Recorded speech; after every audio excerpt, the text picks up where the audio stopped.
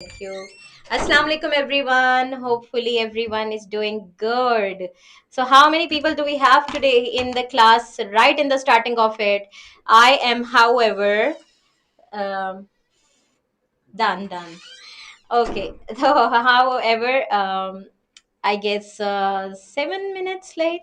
Not late. We will make the best of it. जितना भी time हमारे पास है हम उसको अच्छे तरीके से इस्तेमाल करेंगे, यूटिलाइज करेंगे. Hafsa Fahad is here. I haven't seen this name before. Hafsa बेटे, are you around? Can you please reply me? Hafsa यहाँ पर है. हफ्सा बेटे, do you keep attending my classes or other classes? I can tell कि कौन कौन से बच्चे होते हैं क्लास में, तो आपका नाम थोड़ा सा न्यू है to my to my knowledge. चले चले, meanwhile you people reply. हम ऐसे करते हैं कि हम अपनी अंडरस्टैंडिंग स्टार्ट करते हैं, अपनी लर्निंग स्टार्ट करते हैं. और इस लर्निंग को स्टार्ट करने के लिए let's just revise what we did yesterday, क्योंकि आज का जो लेसन है वो कल की कंटिन्यूटी में है. ठीक है, तो आज हमने लेक्चर 2 करना है on comprehension passage. I wasn't able to attend all the lectures due to improvement examinations. Okay, beta. So I am not wrong. You are here for the first day, right, Afsa? हाँ चलो. You see, I was expecting कि आप new one हैं. Probably आप पहले आते होगे, लेकिन I haven't interacted with you before that. अच्छा, वालेकुम अस्सलाम फातिमा, कैसे हो? I wonder how Hadia is feeling now. Hadia was saying that she wasn't fine, so let's see if she joins the class. She would be telling ke, how is she doing today. Okay, I'm good too. Thank you, Fatima. Thank you so much, बेटा जान. अच्छा चलो, हम अब ऐसे करते हैं. Session के बाद क्लास नहीं ली एक बार भी, कोई बात नहीं. Hafsa, I would request you to please manage your time table. और एक टाइम टेबल बनाओ, उसके अकॉर्डिंग. ऑब्वियसली आपने सिर्फ इंग्लिश की नहीं, आपने बाकी भी सब्जेक्ट्स की क्लासेस लेनी होंगी. तो जितनी भी चीजें हम ऑलरेडी पढ़ चुके हैं उसके साथ साथ चलते जाओ कि हमने कौन कौन सी चीज पढ़ ली है, कौन सी चीज हम अभी पढ़ रहे हैं. अभी I would suggest you that you start taking classes from yesterday's class. अगर तो वो ऑलरेडी अपलोड हो चुकी है तो कल वाली क्लास से स्टार्ट करो अटेंड करना, ताकि आपको पता चले कि अच्छा आज हमने जो पढ़ा है वो इस वजह से पढ़ा है क्योंकि कल हमारी लेक्चर में ये चीज थी. ठीक है, अभी तक अपलोड नहीं हुआ. अच्छा चलें, कहते हैं इनको कि ये अपलोड करें. चलें. ओके, चले जी. पेन इज वर्किंग अल्हम्दुलिल्लाह. सो हम स्टार्ट करते हैं अपनी पढ़ाई को बेटा. और let's see, Nabiha is also here, अफरा भी आ चुकी हैं. और ओके, चले जी, चले.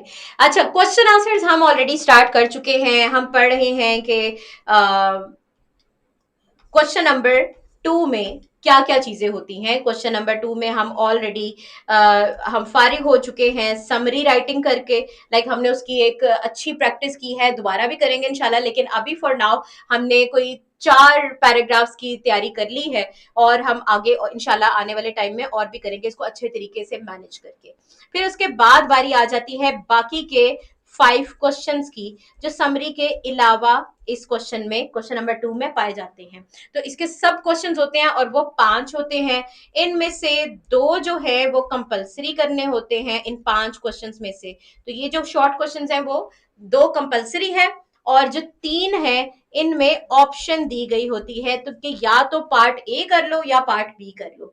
तो 3 दफा आपको ऑप्शन भी आएगी, तो आपने उसमें से चूज करना होता है. ठीक है, हम आगे बढ़ते हैं. हमने देखा था हमारा एसएलओ क्या है, हमारा एसएलओ हमारे से क्या क्या चीज डिमांड कर रहा है. इसमें हमने कुछ कुछ वर्ड्स को पिन पॉइंट किया था, और पिन पॉइंट करके हमें पता चला था कि हमने क्या क्या करना है. हमने प्री रीडिंग स्किल्स यूज करनी है, जिसको हम स्किम रीडिंग कहते हैं.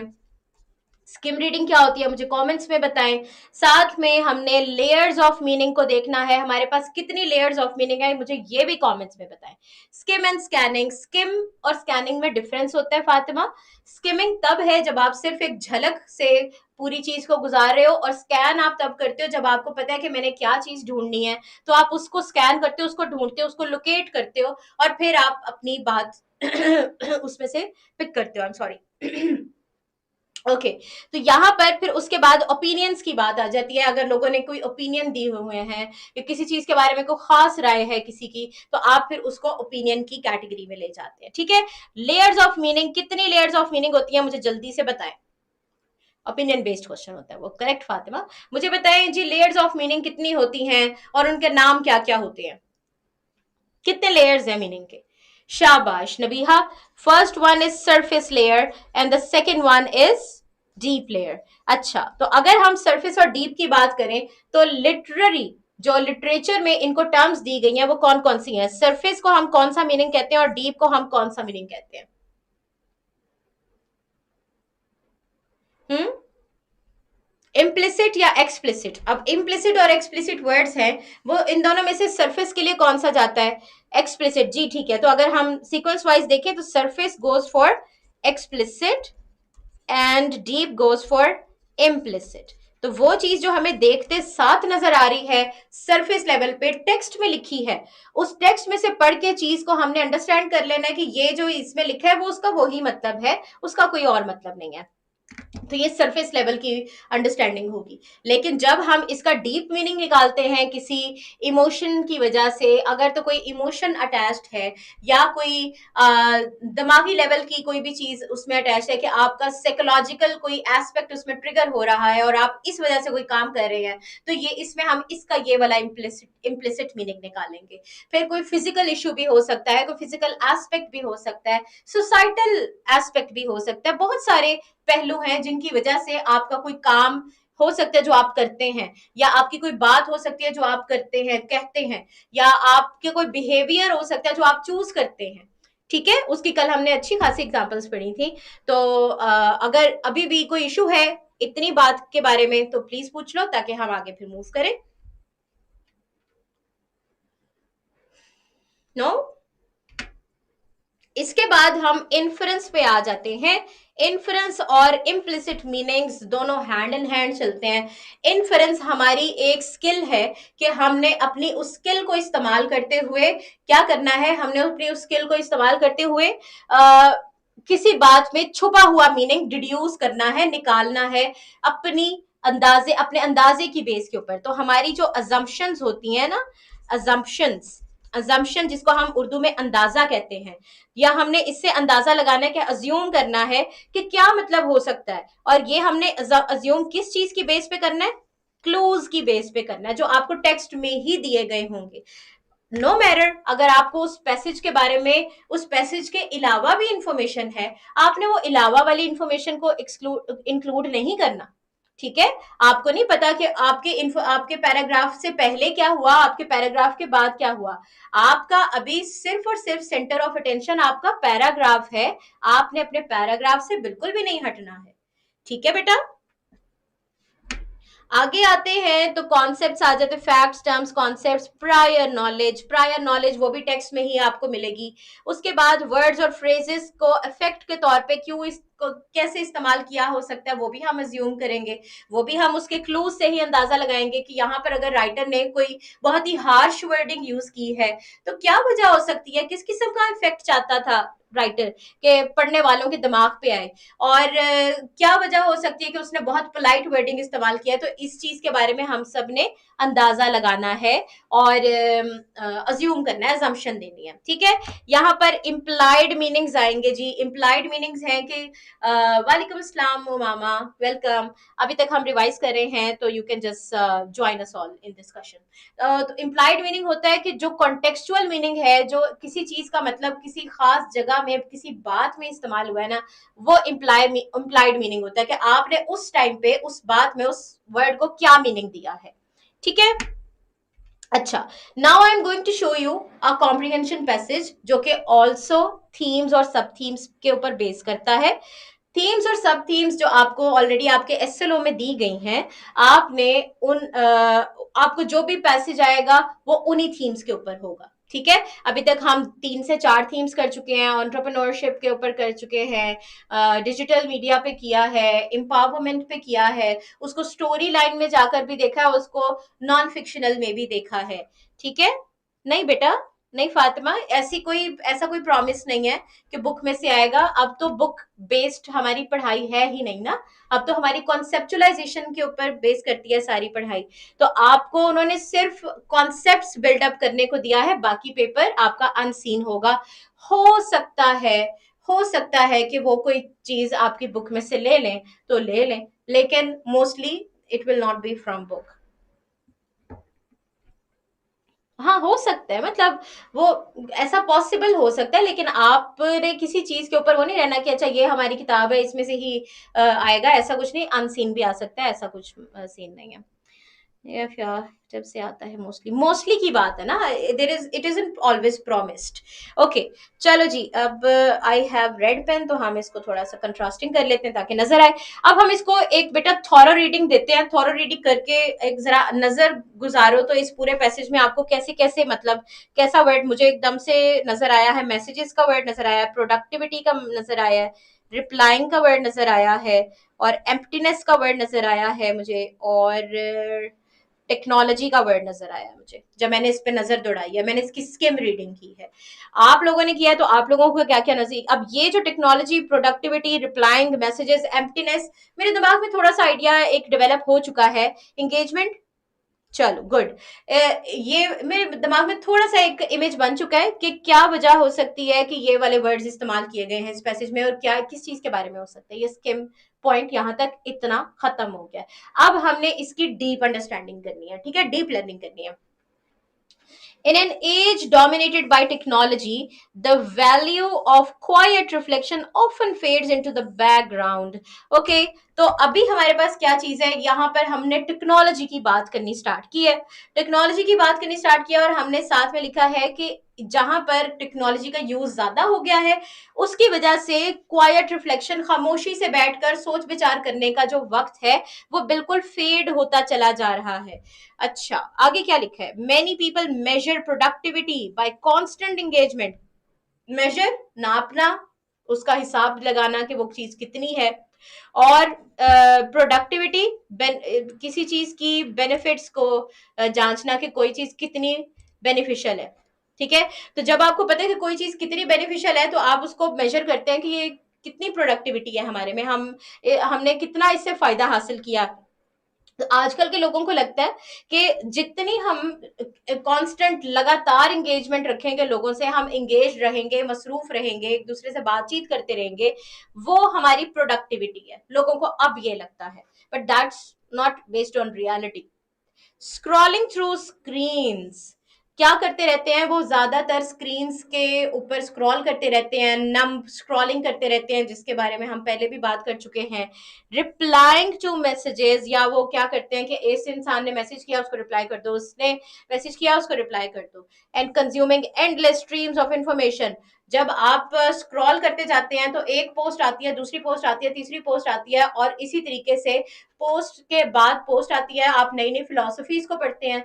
जब फिलोसफीज को पढ़ते हैं तो उसके बाद आप क्या, आपका दिमाग ना बहुत सारी सोचों में, बहुत सारी थियरीज में जकड़ा जाता है, और इसलिए आपको फिजिकल इश्यूज आते हैं, डार्क सर्कल्स पड़ते हैं, इधर ऐसे सर में दर्द होता रहता है, और अपनी अपनी इम्यूनिटी के ऊपर बेस करता है कि आपको किस किस किस्म के इफेक्ट्स आते हैं। तो कई लोगों को कुछ डिसऑर्डर्स भी हो सकते हैं, हाइपर एक्टिविटी डिसऑर्डर्स भी हो जाते हैं, कि दिमाग हर वक्त इतना हाइपर एक्टिव रह रहा है कि उसमें कभी ये वाली इंफॉर्मेशन आ रही है, कभी ये वाली इंफॉर्मेशन आ रही है, तो वो ना वो ओवर स्टिमुलेट हो जाता है दिमाग। ठीक है, ज्यादा ही चल जाता है कुछ दिमाग, जितना उसको चलना चाहिए उससे ज्यादा, तो इस वजह से वो बिल्कुल भी सुकून में नहीं रह पाते लोग। Yet beneath this business, words को गौर से पढ़ना, ये बिजनेस नहीं है, ये बिजीनेस है, लाई सटल एम्प्टीनेस। वर्ड देखिए, सटल एम्प्टीनेस राइटर ने यूज किया है, कि ऐसी एम्प्टीनेस, ऐसी खोखलापन, ऐसा खालीपन कि जिसमें आपको कोई मकसद नजर ना आए और वो हमें ऐसे लगे कि वो हमेशा रहने वाला है, वो तो हमारी जान ही नहीं छोड़ेगा, ऐसे वाला खालीपन महसूस होने लग जाता लोगों को। That few recognise. अब यहां पर किस चीज की तरफ इशारा कर दिया साथ में, कि हर किसी को इतना इलम भी नहीं होता, हर किसी को इतनी रिकॉग्निशन की पावर नहीं होती कि वो उस अपने साथ होते हुए बुरी चीज को देखे और उसको पहचान भी ले कि हाँ मेरे साथ ये बुरा हो रहा है, और मैं मुझे इसके लिए कोई ना कोई कोई मेजर लेने की जरूरत है, मैं इसके अगेंस्ट कुछ स्टेप लूं तो फिर बेहतर हो सकता है। Anxiety, depression, tension starts. हाँ जी उमामा, ऐसे होता है। और वो क्यों होता है? क्योंकि दिस इज ओवर रनिंग, ज्यादा ओवर स्टिमुलेट हुआ होता है ओवर एक्टिविटी के साथ। अच्छा, सटल एम्प्टीनेस का वर्ड यूज कर दिया है यहाँ पे राइटर ने, इसको गौर में रखना। The silence we once associated with thought has been replaced with the noise by the noise of virtual chatter. Virtual, virtual होता है जो कि फिजिकल नहीं है, जो कि स्पिरिचुअल लेवल का है। तो ओवर इंटरनेट आप लोग फिजिकली कनेक्ट तो नहीं होते हैं ना, तो वर्चुअली इंटरनेट पे आप जब चैटर करते रहते हैं, गपशप लगाते रहते हैं, तो ये गपशप ने, इस शोर शराबे ने आपके जो सुकून के लम्हात थे उनको रिप्लेस कर दिया है। आप किसी भी टाइम सुकून से नहीं लेटते, आप सोने के लिए भी लेटते हैं तो आपके हाथ में फोन होता है, आप स्क्रॉल करते करते सो जाते हैं। आप वो अपने आप को नॉर्मल टाइम देकर, जैसे प्रॉपर हमारा एक तरीका है कि हम अपने आप को दोबारा से रिवाइव फील करें और हम ये फील करें कि अच्छा अब हम फाइनली अपने बेड पर हैं, अब हम सुकून कर सकते हैं, अब हमारा दिमाग सुकून पर है। हम वो अपने आप को इतनी मोहलत ही नहीं देते हैं कि हम इतना सुकून में आ सके। ठीक है। आयरॉनिकली, आयरॉनिकली क्या वर्ड है? आयरॉनिकली एक टेक्निक है, आयरनी। आयरनी एक ऐसी टेक्निक है जिसका मतलब होता है कि जो किसी सिचुएशन से एक्सपेक्ट की जाती है उसका कॉन्ट्ररी हो जाता है, उसका ऑपोजिट हो जाता है। ठीक है। आयरनी तंज करना नहीं है बेटे, वो तो सरकाजम होता है। ठीक है फातिमा, तंज करना बेटे कुछ और होता है, यहाँ पर आयरनी है, और आयरनी सिचुएशन के ऊपर होती है, सूरत हाल के ऊपर होती है, कि कौन सी सूरत हाल कैसी हम एक्सपेक्ट करते थे और वो सूरत हाल उसके बरअक्स हो गई है, बिल्कुल ऑपोजिट हो गई है, जैसे उसको होना चाहिए था वैसी नहीं हुई। ठीक है, ये फेलोज ऐसा करते हैं। ठीक है उमामा, आप ऐसे नहीं करते। आयरॉनिकली वाइल टेक्नोलॉजी कनेक्ट्स अस ग्लोबली, हमें वो बता रहे हैं, एक साइड बताएंगे पहले कि जैसे कि टेक्नोलॉजी है वो हमें ग्लोबली सब लोगों से कनेक्ट करती है, it has distant us from our own inner selves. एक साइड पे हमें उसने दुनिया से कनेक्ट कर दिया, लेकिन उसके नतीजे में क्या हुआ कि उसने हमें अपने आप से दूर कर दिया। हमें अपने बारे में कुछ पता नहीं है, हमारी क्या नीड्स हैं, हमारी बॉडीली नीड्स क्या क्या हैं, हमें सुकून चाहिए, आराम चाहिए, हमें कितने घंटों की स्लीप कम से कम दिन में चाहिए। हम 3-3 घंटे सो के भी उठ जाते हैं। फिर कोई ऐसे लोग हैं तो 3-3 4 बजे तक जाकर इंटरनेट सर्फिंग करते रहते हैं, मोबाइल यूज करते रहते हैं, और फिर वो सुबह के टाइम सोते हैं और फिर वो सारा दिन सोकर गुजारते हैं। तो ये तो बिल्कुल ही जीरो प्रोडक्टिविटी हो गई ना। शामों को वो नाश्ते कर रहे होते हैं और ऐसे ये कोई प्रोडक्टिविटी नहीं होती। तो जब आप पूरा नेचर का निजाम ही दरहम बरम कर रहे हैं और आप उसके अगेंस्ट जा रहे हैं, तो आपकी एफर्ट ज्यादा लगती है और आप प्रोडक्टिव नहीं हो पाते, क्योंकि सारी दुनिया प्रोडक्टिव होकर फारिग हो गई होती है, तब आप जाग रहे हैं। तो आपके लिए अलग से सूरज थोड़ी खुद तो बस बाहर निकलेगा। मामा के फोन से हमें क्लास नहीं, लैपटॉप से लेते हैं, 1 ईयर के लोग बाद में है कि पढ़ाएं टेंशन साथ से, बेटर नॉट टू यूज, या दैट्स अ गुड स्ट्रैटेजी हो मामा। उनको ये भी अनप्रोडक्टिव, हाँ जी उनका डे अनप्रोडक्टिव होता है ना फातिमा, क्योंकि डे तो वैसे ही उनका गुजर चुका है, उन्होंने तो सोकर गुजार दिया, तो वो क्या ही करे। ऑपोजिट सिचुएशन है, हाँ जी। अच्छा, दोस्त हो तो यहाँ पर क्या आयरनी है कि उससे एक्सपेक्ट ये किया जाता था कि हम सबसे मिल जाएं, लेकिन सबसे मिलने के चक्कर में हम अपने आप से दूर हो गए। ये आयरनी ऑफ द सिचुएशन है। Those who occasionally disconnect discover not loss but peace, वो कह रहे हैं कि वो लोग जो रिकॉग्नाइज करना जान जाते हैं और वक्तन बवक्तन अपने आप को ये जान लेते हैं कि अच्छा आज मैं बहुत ज्यादा टायर्ड महसूस कर रहा हूँ, तो मुझे थोड़ा सा इससे दूरी की जरूरत है, मुझे फोन नहीं चाहिए, फोन पीछे कर लो मेरे से, चाहे मुझे कितनी भी आदत है इसकी, पर मुझे नहीं चाहिए फोन। वो लोग सेल्फ अवेयर होते हैं और जब आपके पास सेल्फ अवेयरनेस होती है ना, तो आप बेटर डिसाइड कर सकते हैं, आपकी जो डिसीजन मेकिंग पावर्स हैं वो अच्छी हो जाती हैं, डिसीजन मेकिंग पावर्स।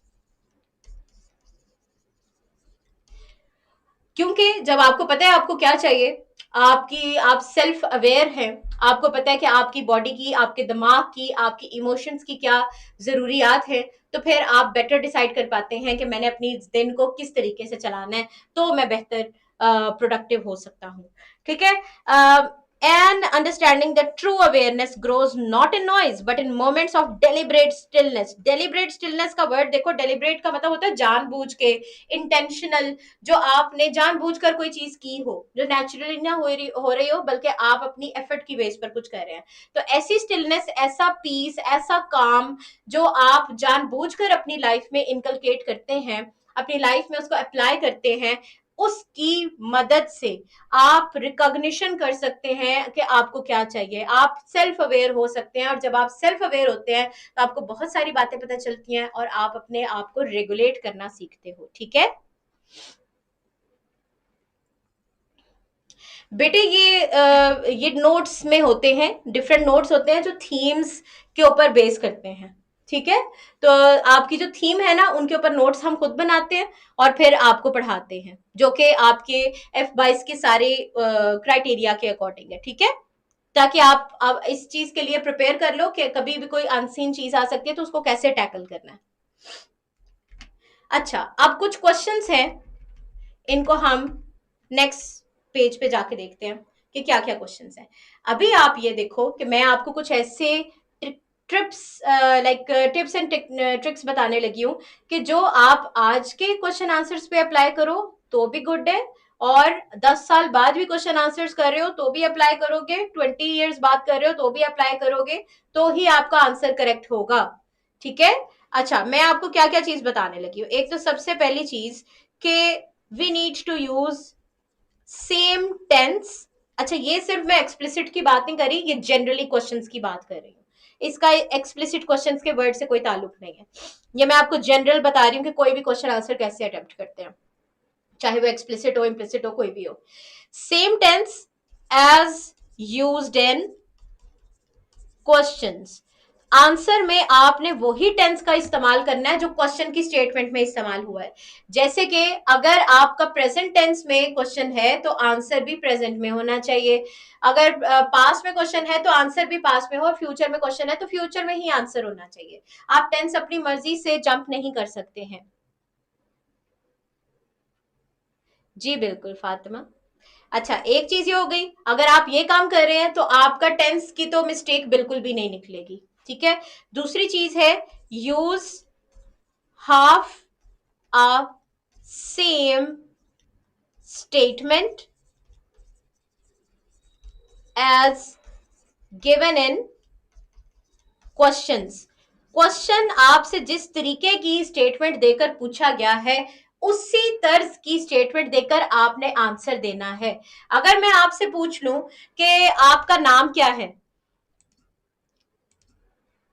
अच्छा, अगर मैं आपसे पूछ लूं कि आपका नाम क्या है, और आप मुझे आंसर दे रहे हैं कि मेरा नाम मेरी खाला ने रखा था, मेरा नाम मेरी खाला ने सकीना रखा था, तो मैंने तो नहीं आपसे पूछा कि आपका नाम किसने रखा था, मैंने तो सिर्फ आपसे आपका नाम पूछा है, जो कि आपने मुझे बता भी दिया है।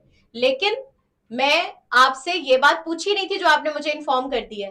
तो मेरे क्वेश्चन का आंसर वही होना चाहिए जो मैंने आपसे पूछा है, और आपने वही आंसर देना है जिन अल्फाज को यूज करते हुए मैंने क्वेश्चन किया है। जो एंगल मेरे क्वेश्चन का है वही एंगल आपके आंसर का होना चाहिए। ठीक है, स्ट्रेट फॉरवर्ड। Okay Umama. अच्छा, उमामा क्या कह रही है, शी स्टार्टेड टू टेल कि उसका नाम क्या है, हाउ क्यूट। अच्छा, नेक्स्ट क्या चीज है कि जो भी स्टेटमेंट में नाउन्स और प्रोनाउंस का इस्तेमाल हुआ होगा ना, आपने वही नाउन्स और प्रोनाउंस का इस्तेमाल अपने आंसर में भी करना है। अगर क्वेश्चन में फॉर एग्जांपल द राइटर लिखा है, तो आपने अपनी मर्जी से नहीं उसका आंसर, उसके बारे में जब द राइटर के बारे में बात करनी है तो उसको ही कह के बात नहीं स्टार्ट कर देनी। आपने अपनी मर्जी से किसी भी इंसान, अगर किसी कोई लड़की है उसका नाम जेनिफर है, जेनिफर के बारे में कोई सवाल पूछा गया है और आपने उसके बारे में आंसर देना है, तो आपने शी लिख के बात ही स्टार्ट कर देनी कि ये तो अंडरस्टूड है, जेनिफर की ही हम बात कर रहे हैं। आपने वही वर्ड पहली दफा इस्तेमाल करना है तो आपने भी जेनिफर का वर्ड इस्तेमाल करना है।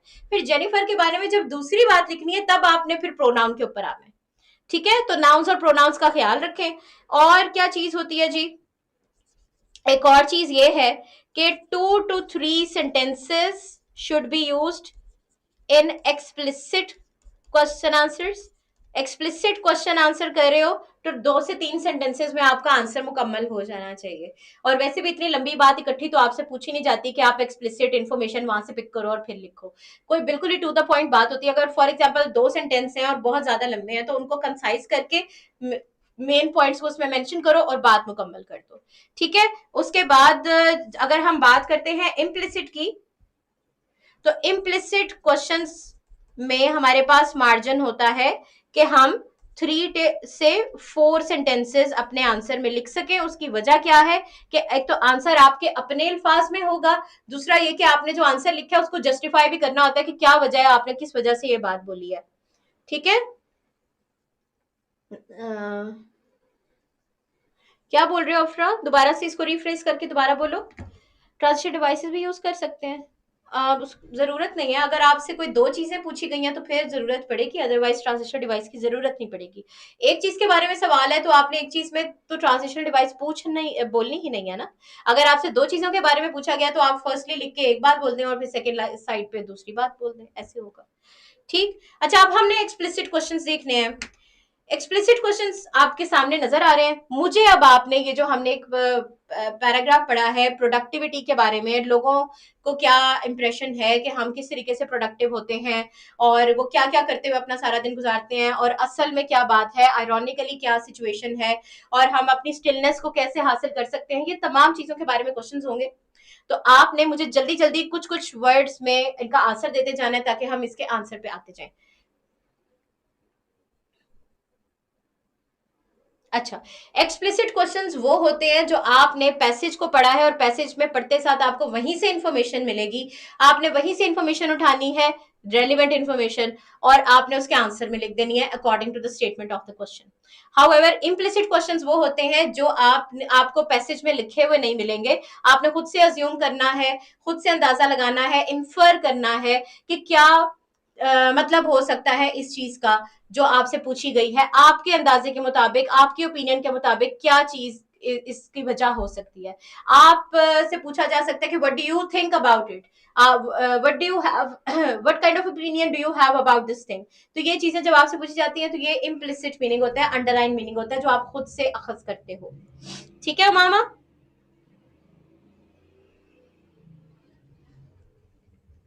अभी फर्स्ट क्वेश्चन है, how do people commonly measure productivity in the modern age. मुझे बताएं जी अब कि मॉडर्न एज में कैसे लोगों को लगता है कि प्रोडक्टिविटी कर सकते हैं। एक तो वो स्क्रॉलिंग करते रहते हैं, दूसरा कांस्टेंट एंगेजमेंट रहती है, हर वक्त एंगेज रहते हैं, मसरूफ रहते हैं, और फिर क्वेश्चंस का बता दें क्या होते हैं, रिपीट कर दें। Okay ma'am, means critical thinking वाले इम्प्लिसिट होते हैं, हाँ जिसमें आपकी अपनी थिंकिंग इंक्लूडेड है ना, वो इम्प्लिसिट है। Agree with the statement. इसी क्वेश्चन पे आते हैं, कौन सी statement Fatima. People commonly measure productivity in the modern age by constant engagement like scrolling and consuming excess info। हाँ जी, बिल्कुल ठीक Nabiha, you are spot on. Nabiha is on fire today. Okay, बिल्कुल ठीक आंसर दिया है। लेट्स जस्ट मैच कि क्या क्या आपने सही वो वाली सारी बातें लिखी हैं जो उसमें पैसेज में थी। स्किप कोई बात नहीं करनी, अगर तो रेलिवेंट बात है उन तमाम बातों को लिखे, 2 सेंटेंसेस में बिखरी हुई बात है तो उसको एक सेंटेंस में मिला कर लिखते हैं। ठीक है, people often measure productivity by constant engagement, staying active online, scrolling through screens, replying to messages, consuming digital content। और यही बात सेम टू सेम नबीहा ने की है। ठीक, एक मुझे अभी पहले किसी बच्चे ने सवाल किया था कि एक्सप्लिसिट क्वेश्चंस में हम कॉपी पेस्ट कर सकते हैं, so the answer is no. Just pick the points which you need to add and mold them according to the question statement. जो आपकी क्वेश्चन स्टेटमेंट है ना, उसके ऊपर आपने मोल्ड करके अपना आंसर लिखना है, कॉपी पेस्ट नहीं करना है. um, डिसग्री, अगर तो एग्री और डिसग्री वाले क्वेश्चंस आए लेट्स से, तो वो इम्प्लिसिट वे में जाते हैं. और अगर डिसग्री और एग्रीमेंट वाले क्वेश्चंस आए तो आगे आपसे वाई भी पूछा जाता है, जिसमें आपको इन्फरेंस फिर भी निकालना ही पड़ेगा. कोई बात नहीं, हो जाएगा अपलोड, मैं कह देती हूँ उनको दोबारा से तो वो कर देंगे. What contrast does the writer make between technology connection and disconnection. अच्छा, एक चीज रह गई है यहाँ पर, एक चीज नोटिस कर लें कि यहाँ पर पीपल का वर्ड यूज किया था, तो यहाँ पर भी पीपल का वर्ड यूज किया. आई और यू कह के बात नहीं करनी, शुरू कर देनी हमने. ओफन मेजर से हमें पता लग रहा है ये प्रेजेंट टेंस है, तो क्वेश्चन में भी हाउ डू यूज किया है, तो ये भी प्रेजेंट टेंस है, तो प्रेजेंट टेंस का ही इस्तेमाल किया है. इस पे सारे रूल्स अप्लाइड हैं जो मैंने आपको अभी पहले बताए हैं. What contrast does the writer make between technology's connection and disconnection? कि टेक्नोलॉजी से कनेक्शन किया जाए तो क्या होता है, और डिसकनेक्शन किया जाए तो क्या होता है. कनेक्शन किया जाए तो एक्सेस ऑफ लॉस हो जाता है, और वो लॉस किस किस चीज का है. सबसे पहले तो प्रोडक्टिविटी जाती है ना आपकी, ठीक है, जब इसके साथ ओवर कनेक्शन रहता है टेक्नोलॉजी के साथ. और जब डिस्कनेक्शन आता है तो डिस्कनेक्शन आपको पीस और काम की तरफ ले जाता है. ठीक है, so let's now convert it into the form of proper sentence. ये देखिए मैंने प्रोडक्टिविटी उसके ऊपर लिख दिया है. होपफुली आपको ऑल दो नजर आ रहा है, तो मैं इसको यहीं पे रहने दे रही हूँ. आई कैन इरेज इट और maybe I can just let it stay the way it is.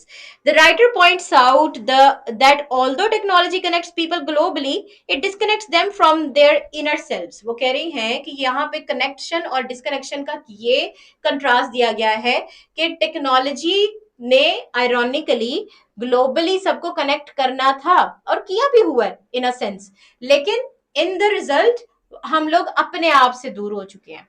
ठीक है, this is the connection, this is connection of contrast. अच्छा, कंट्रास्ट और कंपैरिजन में क्या डिफरेंस है पता है आपको.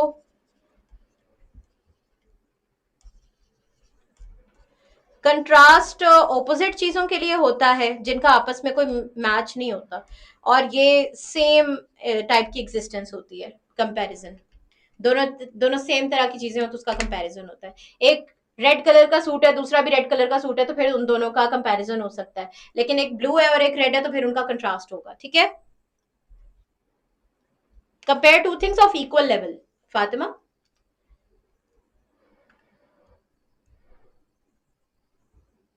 नहीं बेटा उमामा, ऐसा नहीं है. प्रॉपर एक जो मैंने आपको बताया ना, 2 to 3 सेंटेंसेस, 2 to 3 सेंटेंसेस आपके इतने स्ट्रॉन्ग और फुल ऑफ रिच मीनिंग होने चाहिए कि इसके अलावा आपको आंसर की जरूरत ना पड़े. आपने टू द पॉइंट रहना है. इस चीज को छोड़ दें कि हमेशा से हम लोग इस चीज की जंग लड़ते आए हैं कि या तो हम क्वालिटी वाली चीज लिखें या क्वांटिटी इंक्रीज करते हैं, और बच्चों को पता नहीं क्यों ये चीज हमेशा ज्यादा भाती है कि हम जितनी शीटें भरेंगे उतने हमारे ज्यादा मार्क्स आएंगे. ऐसा नहीं होता. आपने बात बिल्कुल टू द पॉइंट करनी है, क्वालिटी वाली बात करें और आपको सारे मार्क्स मिलेंगे. क्वालिटी मैटर करती है. आपने पूरी बात का टू द पॉइंट जवाब दिया है तो कोई आपके मार्क्स काटने की हिम्मत भी नहीं कर सकता. So don't worry about it. Examiner ये सोचेगा कि इसको बिल्कुल बात करने का तरीका है. एग्जामिनर ये सोचेगा.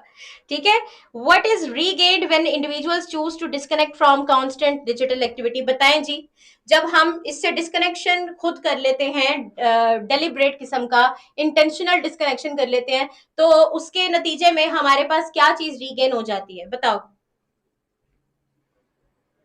हमारे पास पीस आता है, हमारे पास काम आता है, सिरेनिटी आती है, हम सुकून हासिल कर पाते हैं जब हम इस चीज से दूरी इख्तियार करते हैं. When individuals disconnect, they regain peace and self awareness through quiet reflection and stillness. एक तो सेल्फ अवेयरनेस आती है, क्यों? क्योंकि हमारे पास इतना मौका आ जाता है कि हम थोड़ी देर अपने साथ बैठे, अपने आप के बारे में सोचे, मैंने आज क्या क्या किया, उस चीज को मैं कैसे कल कैसे बेहतर बना सकता हूँ, कल मैं जब नए काम कोई ना कोई करूंगा तो मैं उनको किस तरीके से करूंगा, मैं कोई इनिशिएटिव लूंगा, सोसाइटी के लिए कुछ बेहतरी लेकर आऊंगा। हम लोग तो सोसाइटी के लिए कोई भी बेहतरी नहीं लेकर आते हैं, हम तो उसी रोबोटिक वे में चली जाते हैं, जो हम रोज कर रहे हैं वो बस रोज कर रहे हैं। तो किस किस तरीके से हम अपनी अपनी लाइफ को, लोगों की लाइफ को, अपनी सोसाइटी को, अपनी फैमिली को बेहतर बना सकते हैं, ये तभी मुमकिन होता है जब आप फारिग होके बैठ के सोच विचार करते हैं। और जब आप सोच विचार करते हैं तो आप सेल्फ अवेयर होते हैं, आप अपनी अवेयरनेस सराउंडिंग से अवेयर होते हैं, और फिर आप बेहतर तरीके की डिसीजन मेकिंग पावर को एस्टेब्लिश करते हैं। या इट इज ना, व्हाई नॉट। इम्प्लिसिट क्वेश्चंस की तरफ आ जाएं। What does the phrase subtle emptiness की बात आ गई जी। Suggest about the writer's attitude towards modern engagement.